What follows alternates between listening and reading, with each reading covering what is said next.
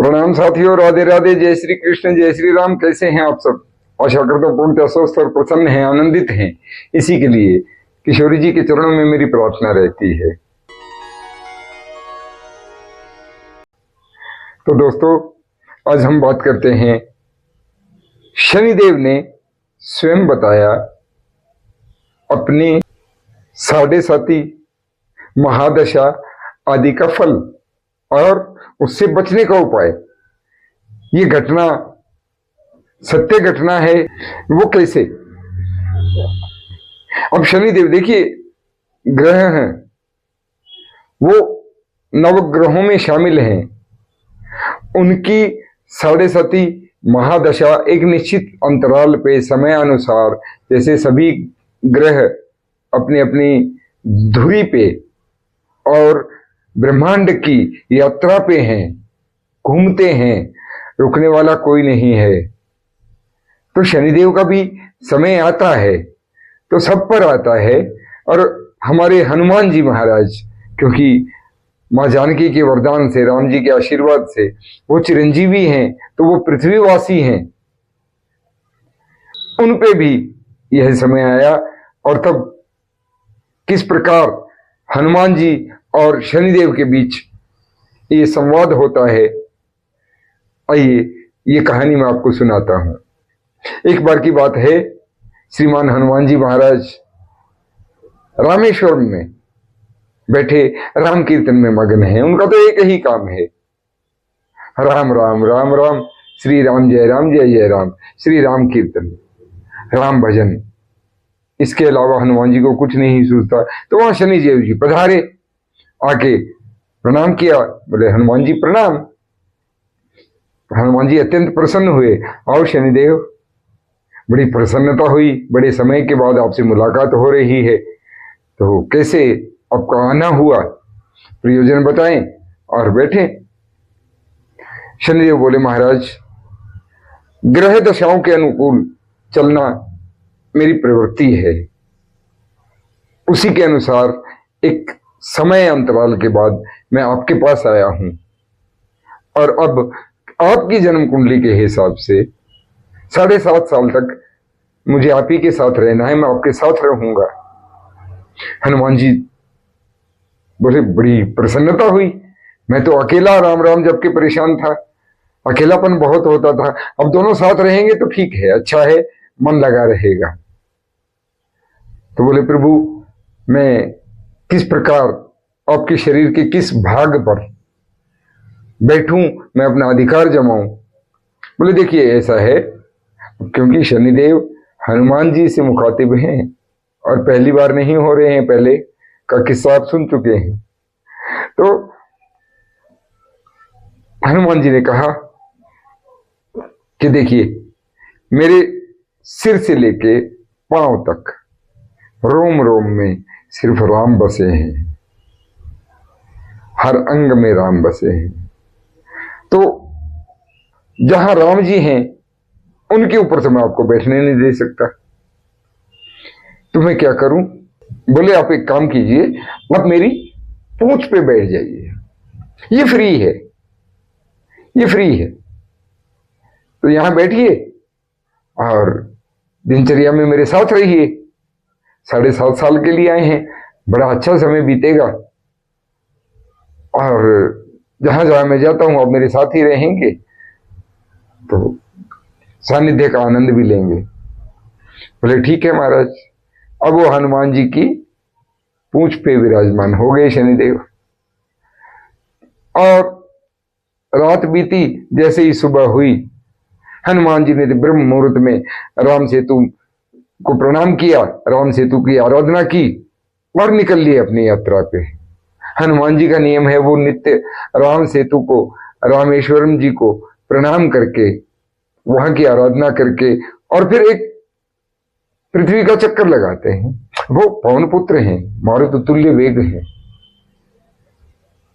पृथ्वी का पूरा चक्कर लगाया। अब पीछे पीछे शनिदेव हवा में लहरा रहे हैं, नाच रहे हैं। थोड़ी देर आनंद भी आया। वो पहुंच गए कैलाश, महादेव को प्रणाम किया। कभी पहुंच गए कहीं संतों को प्रणाम करने, अनेक अनेक तीर्थों पे गए, उनकी दिनचर्या है हनुमान जी की। और फिर बहुत सारे संतों के पास, अनेक महापुरुषों के पास जाके उन्होंने प्रणाम किया। शनिदेव ने कहा भी कि बीच में कुछ नाश्ता वगैरह, कुछ चाय पानी हो जाए, तो हनुमान जी बोले देखिए दिनचर्या पूरी होने के बाद सब करेंगे, भोजन आदि भी पाएंगे, आप निश्चिंत रहिए, आप बैठिए, झूला झूलिए। अब शनिदेव को तो झूला क्या वहां सजा हो गई, हनुमान जी घूम रहे हैं। और फिर जब सब कार्यों से निवृत्त हो गए तो हनुमान जी ने एक लिस्ट निकाली। लिस्ट किस बात की? शनिदेव देख रहे हैं पूंछ पे बैठे बैठे आराम से, बाप रे अब क्या करने वाले हैं। तो लिस्ट निकाली। हनुमान जी का एक प्रण है, यत्र यत्र रघुनाथ कीर्तनम तत्र तत्र मस्तकांजलिम। जहां जहां हरि चर्चा होगी, जहां जहां भगवान का कीर्तन होगा, जहां जहां भगवान का सुमिरन होगा, वहां चाहे 1 सेकंड के लिए से ही हनुमान जी आते जरूर हैं। अब उन जगहों की लिस्ट निकाली और पूरे विश्व ब्रह्मांड में वो घूमने निकल लिए। राम कीर्तन कभी रुकता नहीं है, कहीं ना कहीं कभी ना कभी किसी न किसी स्थान पे हो ही रहा होता है। आज इस मंदिर में हो रहा है, 3 घंटे हुआ, 4 घंटे हुआ, रात भर हुआ, कहीं और हो रहा है, कहीं और हो रहा है।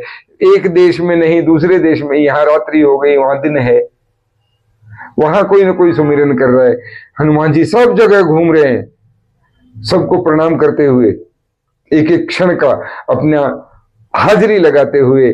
और बड़ा लंबा समय हो गया, हनुमान जी आके गंगा तट पे विराजमान होके और कीर्तन करने लगे, श्री राम जय राम जय जय राम। शनिदेव जी पूंछ से उतर के आए, बोले हनुमान जी हाँ जी बताइए कैसा लगा? अब कुछ भोजन प्रसाद पाएंगे, पहले गंगा मैया में एक बार स्नान कर लें। बोले प्रभु 7.5 घंटे हो गए, 7.5 घंटे में आपने मेरी ये दशा बना दी है कि अब मैं आपके साथ अधिक नहीं रह सकता। 7.5 वर्ष की महादशा को, इस 7.5 को मैं यहीं निवृत्त करता हूं, यहीं समाप्त करता हूं और वचन देता हूं कि आइंदा कोई भी राम भक्त, राम नाम जापक जहां कहीं भी होगा, मैं उसे कष्ट नहीं दूंगा, मैं उसे कष्ट नहीं दूंगा। हनुमान जी मुझे क्षमा करें। तो बार बार मैं भी कहता हूं कि भैया ग्रह, ज्योतिष, नक्षत्र अपनी जगह हैं, ज्योतिष अपनी जगह है, जन्म कुंडली और ये सब अपना स्थान रखते हैं। अवश्य उनके अनुसार हमें क्रियाकलाप करने चाहिए, उपाय भी करने चाहिए। लेकिन मैं सदैव एक वादा आप लोगों से मांगता हूं, खूब नाम जप करिए। भगवान नाम जापक को कभी कोई ग्रह, शनिदेव तो क्या कोई भी ग्रह नहीं सता सकता। जानकी नाथ सहाय करे तब कौन बिगाड़ करे नर तेरो। फिर भी हम भटके हुए लोग हैं, भटकी हुई आत्माएं हैं। काम काम में, बात बात में हम उपाय ढूंढते हैं। उपायों से अच्छा अपने कर्मों को ढूंढिए ना, आप सत्कर्म कीजिए, क्योंकि शनिदेव कर्म फल के दाता हैं, ना कि कष्टदायक। जैसा आप कर्म करेंगे वैसा ही फल देना उनका प्रण है। यदि आप शुभ कर्म करते हैं, सत्कर्म करते हैं, सन्मार्ग पे चलते हैं, सन्मार्गी हैं, नाम जापक हैं, तो आपको वो वैसा ही फल देंगे, यानी उत्तम फल देंगे। और यदि आप कुमार्गी हैं, दुराचरण करते हैं, तो वो वैसा ही फल देंगे। तो शनिदेव तो दंडाधिकारी हैं, वो एक मजिस्ट्रेट हैं, वो कोई राक्षस नहीं है कि आपको कष्ट देने ही आएंगे। और बार बार कहता हूं, भगवान नाम जापक को कोई ग्रह कभी कष्ट नहीं दे सकता।